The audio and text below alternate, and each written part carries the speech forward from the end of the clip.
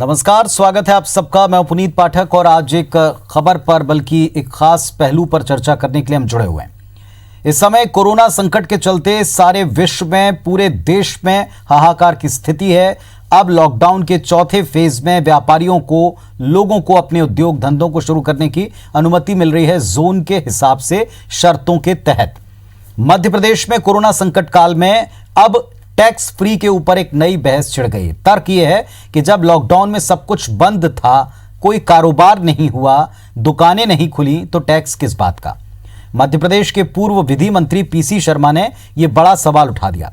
उन्होंने सरकार से लॉकडाउन के दौरान सभी तरह के टैक्स माफ करने की मांग की। पीसी शर्मा का कहना है, सड़क पर न गाड़ियां चली, न लोग निकले, ऐसे में लॉकडाउन अवधि का रोड टैक्स नहीं लिया जाना चाहिए।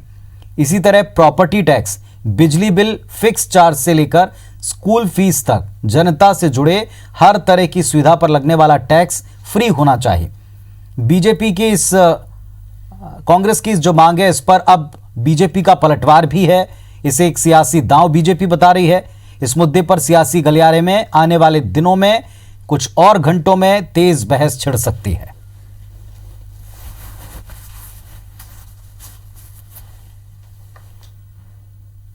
इन सब चीज़ों में रियायत देना चाहिए। बिजली के बिलों में, प्रॉपर्टी टैक्स और रोड टैक्स, गाड़ियाँ चल नहीं रही तो रोड टैक्स आएगा। रोड टैक्स भी ख़त्म होना चाहिए। जितने भी टैक्सेस हैं जो लॉकडाउन पीरियड है, ऐसा राजस्थान सरकार ने किया है, वैसा किया जाना चाहिए। देखिए, कांग्रेस में लगातार उनके नेता, पदाधिकारी, मंत्री, पूर्व मंत्री, सब सारे के सारे लोग कोरोना काल में काइयापन पर उतरे हुए हैं, आरोप प्रत्यारोप की राजनीति कर रहे हैं और लगातार जिस प्रकार का व्यवहार उनका है वो कतई संवेदनशील नहीं है।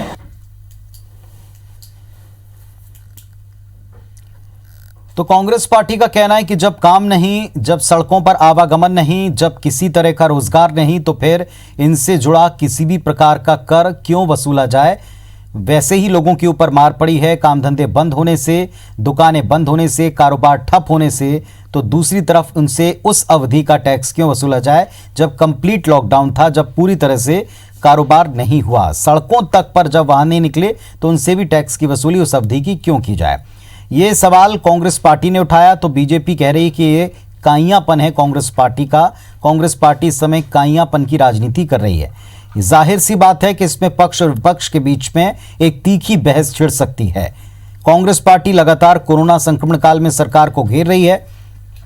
अधिकांश जिले कोरोना संक्रमित मध्य प्रदेश में अब भी हैं। उनकी संख्या बढ़कर 47 तक पहुंच गई। 52 में से 47 जिले कोरोना से संक्रमित हैं। दूसरी तरफ 2 ही जोन अब प्रदेश में रखे गए लॉकडाउन के चौथे फेज में, और जोन के मुताबिक ही छूट दी गई है उद्योग धंधों को, कारोबार को। लेकिन जो रेड जोन में है वहां किसी भी तरह की एक्टिविटी पर फिलहाल भी प्रतिबंध है। ऐसे में कांग्रेस और बीजेपी में इस मांग को लेकर घमासान है।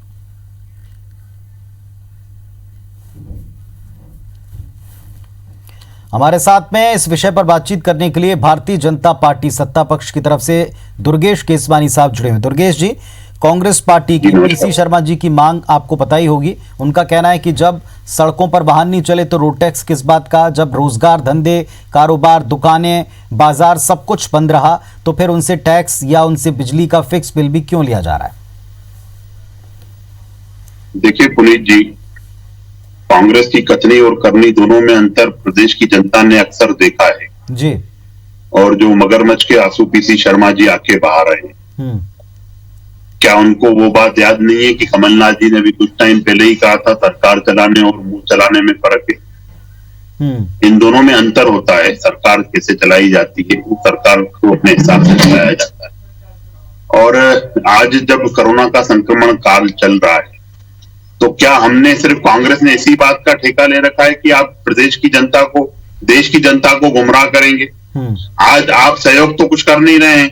आपके कितने लोग वहां पे ग्राउंड स्तर पे जो पीड़ित हैं, जो शोषित हैं, जो यहाँ से पलायन का, जो मध्य प्रदेश में आपकी गलत नीति की वजह से पलायन करके गए थे, वो वापस आना शुरू हो, उनके लिए क्या सेवा भाव कांग्रेस कर रही है। ये सिर्फ मगरमच्छ के आंसू बहाना जानते हैं पुनीत जी। और चूंकि विपक्ष में है, कोई ना कोई बात करनी है। अरे भैया, आप तो जनता की सेवा के लिए, विपक्ष को भी एक हथियार मिला रहता है बात का, विरोध करने का। विरोध करिए, निश्चित ही विरोध नामक हथियार है आपके पास। पर उसको उसको कम से कम ऐसा तो करिए कि उससे जनता का भला हो। आप गुमराह करके जो अंतिम पंक्ति में अंतिम व्यक्ति बैठा है वो ये इन्हीं टैक्स के आपको पैसों लगता है से उसको दुर्गेश जी कि इसमें जनता की या इसमें व्यापारियों की कोई मांग नहीं, क्योंकि पिछली सरकार जब थी कांग्रेस पार्टी की तो बिल को लेकर बीजेपी ने भी कैंपेन चलाया था, जिसमें मुख्यमंत्री तक का बयान आया था उस समय जब विपक्ष में नेता थे, तो उनका कहना था कि बिजली के बिल नहीं भरो, कॉपरेट नहीं करो, उसे जला दो, उसके बिल अगर ज्यादा आते हैं तो उसको लेकर सार्वजनिक विरोध करो।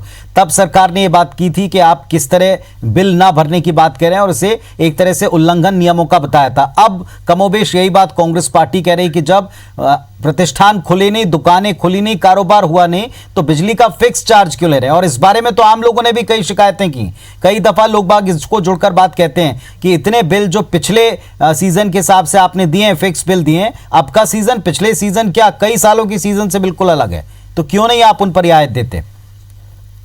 देखिए पुनीत जी, जो मैंने आपको एक हथियार विरोध की बात बताई, विरोध करना निश्चित रूप से विपक्ष का धर्म रहता है और करना भी चाहिए उनको, पर आप जो विरोध कर रहे हैं वो कम से कम उस जनता के हित की तो बात हो। इसमें आप मुंह चला के आपने अपनी बात करके खत्म ऐसी शुरू कर दी। आप सरकार में जब बैठे थे तब आपने तो वचन लेके कई सी बहुत सारी बातें की थी।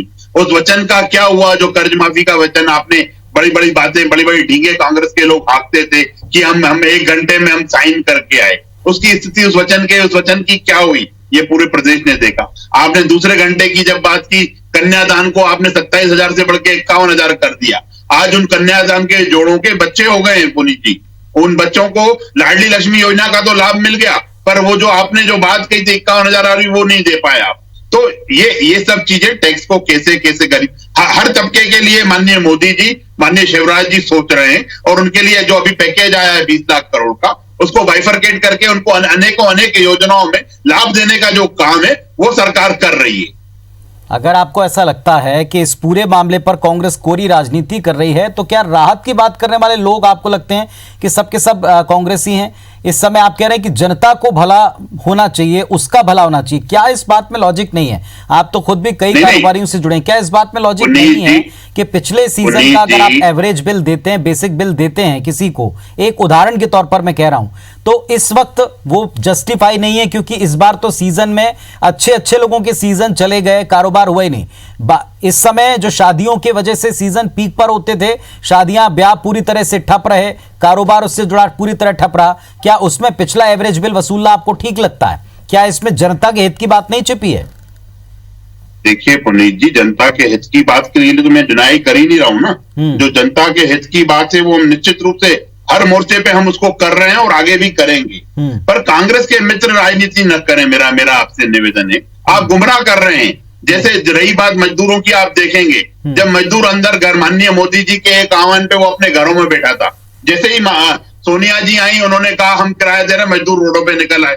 आप उनके लिए कल जो प्रियंका गांधी जी ने बसों की बात की है, उसमें स्कूटर मोटरसाइकिल के नंबर दे दिए। अब पीसी शर्मा जी यहाँ पे कमलनाथ जी ने जो कहा था कि हम बसें प्रोवाइड करेंगे, उसकी सूची जारी करें कि कितनी बसों से आपने क्या किया। आप सिर्फ कोरी राजनीति कर रहे हैं। दुख इस बात का है, आज तो विपक्ष को पक्ष के साथ खड़े होके इस महामारी में ताकत के साथ खड़ा होना चाहिए था कि अगर आपके 5 लोग भाजपा के खड़े तो 50 लोग कांग्रेस के भी आज इस महामारी में खड़े। पर आपने कहां देखा, सिर्फ और सिर्फ राजनीति करेंगे।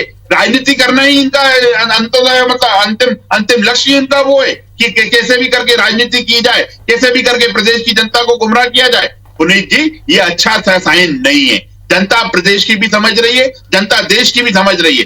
जो ये 440 से 40 पे आ गए, आगे मेरे को लगता है कि वो 40 भी ये लोग बरकरार नहीं रख पाएंगे। लेकिन एक बात आप जरूर मानेंगे, अभी क्योंकि विपक्ष की तरफ से दूसरे नेता जुड़ ही नहीं सके अगर वो जुड़ते तो वो पूरी तरह से अपना पक्ष खुद रखते, लेकिन उनकी तरफ से एक बात ये जरूर उठेगी, अगर वे इस मंच पर होते तो जरूर आपसे पूछते कि अगर आप जनता की बात करते हैं तो फिर आपकी बात जनता के हित की, अगर वो जनता की मांग उठाते हैं तो फिर आप उनके पुरानी नाकामियों को गिनाते हैं। उन्होंने पिछले सरकार 15 साल के कामकाज में घोटाला बताते हुए उसके जांच की बात की, उसमें कई तरह की जांच उठाई। आपने कहा ये एक तरह का बदला है, ये एक तरह की दुर्भावना है। अब आप कह रहे हैं 15 महीनों के कामकाज की हम जांच कराएंगे, इसमें दुर्भावना नहीं है। क्या जनता को आरोपों के बदले आरोप, खामियों के बदले खामियां, घोटालों के बदले घोटाले गिनाते जाएंगे आप, या वाकई कोई कॉन्क्रीट बात सामने लाकर रखेंगे? पुनीत जी, बहुत अच्छा प्रश्न है आपका ये, और निश्चित रूप से मैं इस पे वो जवाब भी देना चाहूंगा। आपने कहा कि कांग्रेस जब अपना वचन पत्र लेके आई थी, उसने कहा था कि हम जन आयोग बना के भाजपा की जो बड़ी बड़ी बातें करते थे, ये किसान आंदोलन की बात करते थे, ये व्यापम की बात करते थे, ये ई टेंडरिंग की बात करते थे, पर इन 15 महीनों में एक भी कदम ये आगे बढ़ पाए क्या? ये एक भी चीज को जांच कर पाए क्या? इन्होंने सिर्फ और सिर्फ भाजपा के नेताओं को टारगेट करके एक बदलापुर की राजनीति मध्य प्रदेश में की, जिसको पूरे प्रदेश की जनता ने देखा। और वह बदले की राजनीति में इतना नीचे उतर गए कि अपने विधायकों को तक ये बदले लेने पे उतारू हो गए। और विधायकों को, जब विधायक अपने क्षेत्र की, अपनी जनता की, अपने अपने अपने जो कामों की वो लेके कमलनाथ जी से मिलना चाहते थे, तो कमलनाथ जी उनको एक जवाब देते थे, चलो चलो हो गया। और यही कारण है कि आज इनके जो 24 के 24 विधायक इनको कमलनाथ जी को बोल के गए कि चलो चलो आपका बहुत हो गया, आज वो सरकारी विपक्ष में आ गए। यही कारण है। अगर और हम जो बात कह रहे हैं पुनीत जी कि हम उन 6 महीनों का, महामहिम राज्यपाल ने जब इस बात को बोला कि आपकी सरकार अल्पमत में है और जो आप निर्णय ले रहे हैं, जब कैबिनेट के आपके मंत्रियों के इस्तीफे हो गए, सब चीजें हो गई, आपने कैबिनेट भंग करने की बात की, उसके बाद भी बैठक करते रहे आप, तो ये जब अल्पमत में सरकार से जो निर्णय लिए वो निश्चित रूप से रिव्यू होंगे। और आने वाले समय में जो 2 मीटिंगें उसकी हो चुकी हैं, और निश्चित रूप से ये ग्रुप ऑफ मिनिस्टर्स इसको पूरी तरह से देख रहे हैं। आने वाले समय में निश्चित रूप से, मैं बड़ी गंभीरता से कह रहा हूं, उसकी जांच के एक एक चीज हम आपके समक्ष भी रखेंगे। चलिए एक छोटा सा ब्रेक ले लो। ब्रेक के बाद उम्मीद करते हैं कि जो विपक्ष की तरफ से नेता हैं वो भी जुड़ेंगे और उनसे भी हम पूछेंगे कि क्या इस पर कोरी राजनीति कर रहे हैं, या अगर कोई कारोबार नहीं तो कोई टैक्स न लिया जाए। ये जनता की आवाज़ है जो विपक्ष उठा रहा है, इस पर बात करेंगे।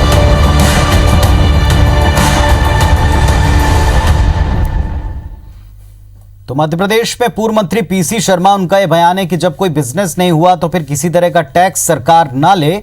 उस अवधि में जब कंप्लीट लॉकडाउन था तब किसी तरह का कोई टैक्स ना लिया जाए, ना रोड पर चलने वाले वाहनों का, क्योंकि वाहन चले नहीं, ना ही बिजली के बिलों का, और ना ही कारोबार से जुड़ा कोई अन्य कर वसूला जाए, क्योंकि लोगों पर वैसे ही कारोबार बंद होने से, दुकानें प्रतिष्ठान बंद होने से मार पड़ी है। कांग्रेस की इस मांग पर, पीसी शर्मा की इस मांग पर बीजेपी का कहना है कि ये कोरी राजनीति है, ओछी राजनीति है। और ये भी वो याद दिला रहे हैं कि बीते 15 महीने के कार्यकाल में आपने किस तरह के काम किए, और आज उनके जांच की बात भी की जा रही है। हमारे साथ में अजय यादव साहब कांग्रेस पार्टी की तरफ से जुड़ रहे हैं इस वक्त, और साथ ही साथ दुर्गेश केसवानी साहब बीजेपी प्रवक्ता जो हैं वो भी हमारे साथ में लगातार जुड़े हुए थे। दुर्गेश केसवानी साहब से हम लगातार चर्चा कर रहे थे, बात कर रहे थे। उनका कहना था कि इस विषय पर कांग्रेस पार्टी को राजनीति करने से, सियासत करने से बाज आना चाहिए, लेकिन टैक्स फ्री करने को लेकर जो एक बहस छिड़ी हुई है इस सब के बीच में, दोनों दलों का एक दूसरे के ऊपर आरोप लगाना, इन सब के बीच लोगों को राहत का इंतजार है।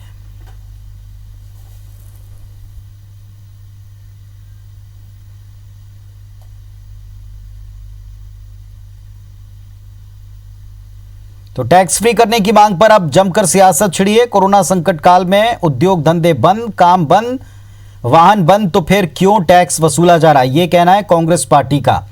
पूर्व मंत्री पीसी शर्मा का कांग्रेस पार्टी की तरफ से ये मांग है सरकार से, किसी तरह का टैक्स बंद की अवधि का ना वसूला जाए। हमारे साथ में अजय यादव जी जुड़ गए कांग्रेस पार्टी की तरफ से। अजय जी, कांग्रेस पर राजनीति करने का आरोप लगा रही है बीजेपी, उसका कहना है कि ये ओछी राजनीति है, सरकार चलाने के लिए टैक्स कैसे ना वसूला जाए, आप लोगों को क्यों गलत राह दिखा रहे हैं? देखिए, भारतीय जनता पार्टी केवल और केवल घड़ियाली आंसू बहाती है।